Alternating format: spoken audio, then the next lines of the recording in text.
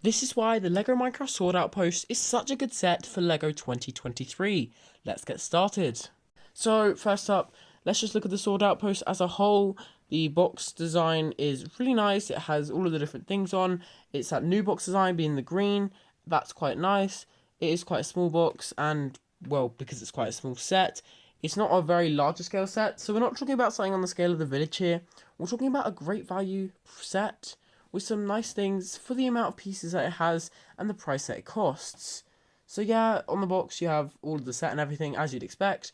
So when you open it up, you have a lot of different bags for building, and then we get into the big build. Now, first of all, we're going to look at minifigures, and these are actually really good. You have the new alley, which is the most exciting part of the Sword Outpost. It's a nice blue colour, just like the alley in the game. It has the nice wing things. Only thing is, it is a little bit bulky because, well, the hands things to hold it, they kind of needed to use those. But if you don't want it holding anything, then you can use the baby zombie body to make that alley, just using the head and putting the wings on it. So if you don't want it too bulky, but you don't want it to hold anything, then I'd recommend doing that. But other than all of that, the minifigure is a great minifigure and does add a lot to the set because we've got a lot of exclusive minifigures in this 2023 wave, and I think it does add a lot to this wave, making it one of the best. Now, I think this might even be the best set of the wave just because of the build and everything. Also, it's just got everything you want. The minifigures, which we haven't even finished yet, are really good. So first of all, we have the alley, which we talked about, and then we have the skins, which are also really nice. I love the skins, and a creeper, which is also really cool. The creeper minifig has always been an amazing minifig, and it always will be because of just how great they made the mold. They did not leave a single detail out. So that's really exciting. And the minifigure selection, great selection. So let's move on to the build itself. Now the build itself has this giant sword, as you'd expect, being called the Sword Outpost.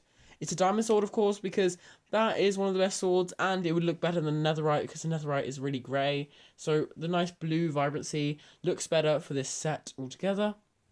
The set is got a really nice thing. As long as you don't look at the back, it looks amazing. The back is just the black thing that goes behind it, so it doesn't actually look as appealing. So as long as you're just looking at the front, it looks like a great set. The sword itself isn't full as you'd expect because it goes into the floor, but you've got half of the sword there, and if you were to buy 2 of these, you could probably complete the sword if you used some of your own pieces and stuff. It is possible to complete that sword. Also on the side you have that tower next to the sword which can also explode, which is awesome. You're having some play features in there. Of course you need that with smaller sets like these aimed at a younger audience. As well as that, you also have the little dispensers which will shoot arrows, and it's like, you know, all of that outposting, like defending off other people, making sure they don't come in. It's a really nice addition. Now, I know it might not be the biggest in the wave or the most anticipated.